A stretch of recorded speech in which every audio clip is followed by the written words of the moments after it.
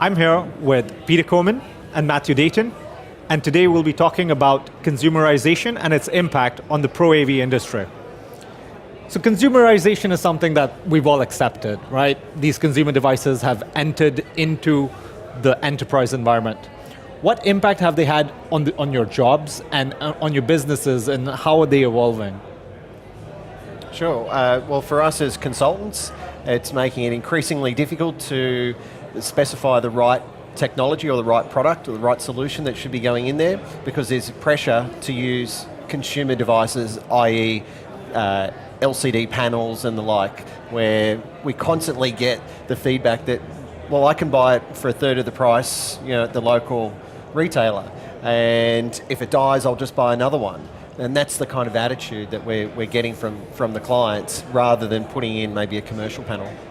Yeah, I tend to agree with that. We're constantly under pressure to look at what's available in the consumer market and then try and apply it into a commercial setting. And we often see certain types of touch panels that pop open because they've been left on for 24 hours a day. LCD screens that are being used, inappropriately used, that burn out very quickly. I think that's obviously one big factor that you have to take into consideration. But at the end of the day, there's also the element from a consumer point of view that the consumer market moves so quickly, and it's very difficult for consultants and integrators to really keep up with what the demands are from the end users. They want devices that can be readily available inside their work environment and in their social environment. And obviously it gives a lot of headaches to the IT departments of the commercial world, because they've got to put all sorts of policies and procedures in place to deal with some of the security elements to it. It puts pressure on the operations teams of corporations, because they've got to make the decisions whether they allow bring your own device or buy a whole lot of corporate purchased devices to hand out to their staff. Those types of things, those types of issues sort of are constantly driving and causing issues inside the corporates. So how do we as the Pro AV industry start to fight this muddying of the waters, so to speak, where these consumer devices need to be supported and they need to be incorporated into the enterprise environment, but they're obviously not built for it. So how do you start having that conversation with your clients and educating them about the differences, and then maybe in some cases helping them make the right decision between consumer and commercial? Well, for us, we're getting to the point where we've stopped fighting, because what do we want to do? We're going to upset the client? How hard are we going to fight this decision? If that's what they want, that's what they want. If we do our job and we explain the differences between these devices, and they still want to go ahead against our recommendations and put a product in that we don't believe is correct, well, the onus is back on them. We can continue to fight it until they kick us off the job, and that's not a good outcome for us, obviously. So I think what's happening is that you're getting a lot of the manufacturers out there are starting to realise this, and they're actually producing a prosumer version. So it's a lot more cost effective, still using maybe a lot of the technology from the consumers, but giving it the connectivity, control, and that kind of thing that we expect in a commercial world. Yeah, I totally agree and echo that completely, that it's, in some ways it's a positive thing that the consumer market is driving the whole industry, and it's getting the manufacturers to wake up to the fact that they've got to come to the party to a certain extent. But also you've got to educate the client that if you purchase that consumer grade device, it's not going to perform anywhere near to the same standards as a standard commercial grade piece of equipment.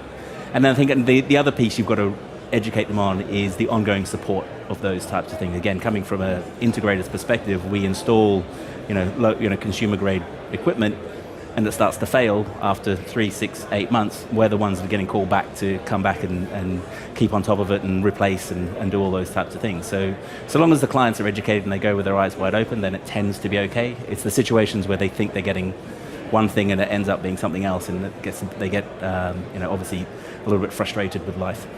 Sure. And something that you just mentioned sparked an idea. Is price the real sticking point? Is it just the clients can't understand why they have to pay so much more for a commercial product versus a consumer product? Well, yesterday I did a presentation about consumerisation in the built environment or in the workplace, and one of my slides I spoke about the fact that companies like your LGs and your Samsungs, who show a tremendous amount of innovation, make some really great products, they're almost a victim of their own success because they're making such great panels. The client is going, wow, they look amazing, they've got the connectivity, they now have the control that's required, and the client's saying, well, look, this is great, I have this at home, and we're trying to justify, we've got the same brand, same manufacturer, the same size, the same resolution, and the commercial panel's 3 times the price of the consumer panel. It's a very difficult, argument to win of why they should be paying 3 times the price. Yeah, absolutely. I mean, for us, being system integrators, it's price is always, a topic of discussion. It's always an issue. So we're always looking for opportunities to, be more efficient from a price point of view. But again, it's down to educating the client about the differences, and obviously relying quite, heavily on the consultants in that discussion with the client, so that we're all aware of what we're getting when we purchase it. Yeah, and does that education have to come from you guys, or do you think the onus must lie on the manufacturer? They need to disseminate. I think from our perspective, it's a collective message that needs to go back to the clients. It's the manufacturers, it's the consultants, it's the system integrators, all talking, and even within the client, it's the people responsible for purchasing the technology that need to understand the differences in what it is to educate up their hierarchies as well. So it is incumbent on all of us to relay those messages. And final question, we as an industry, we compete on quality, right? That's how we differentiate ourselves, and that message still resonates at ISE right now if you go to any manufacturer's booth. On the consumer side, it's almost like quality's become secondary. The user experience has superseded it, and now that's the main thing. Do you think that's why there's a lot of friction when consumer devices come into commercial environments? They're built for the user experience being seamless, being easy, being familiar, while we are competing on quality, making sure that we have the best latency, the best resolutions, the best color chroma, the best sampling. I think the people who are concerned about picture quality and audio quality are all the people at this event this week, okay? We scrutinise it to the nth degree, but at the end of the day, we're not the end users. We're not those people who are sitting in those rooms using that day in and day out.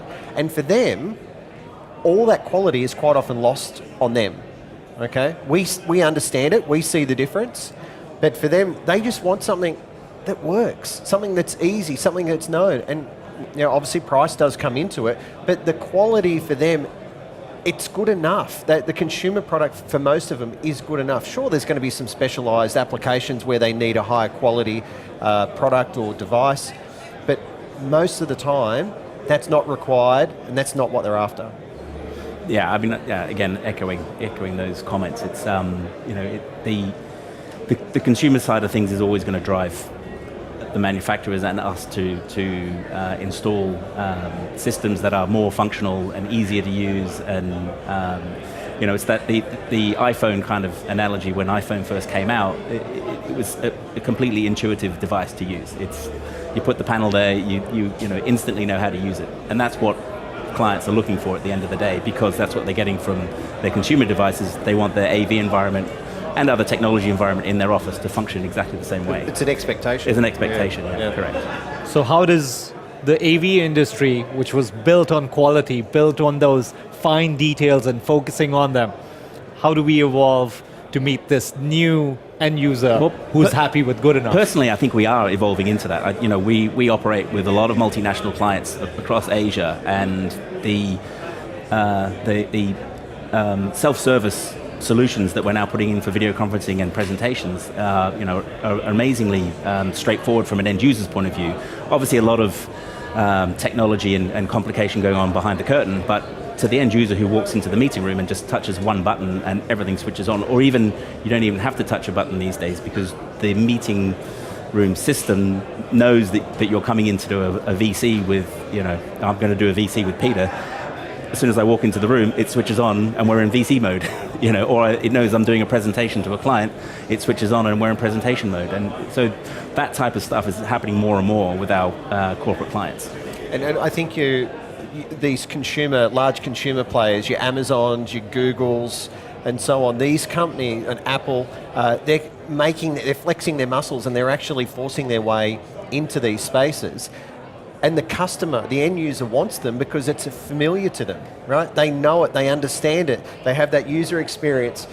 So they're saying, well, why can't we have this in our workplace? So I think that the traditional Pro AV market needs to take a leaf out of Google's, Amazon, Apple's, Microsoft, throw that in there. Take a leaf out of their book and have a look at what they're doing, because they're the ones that are actually getting that market penetration.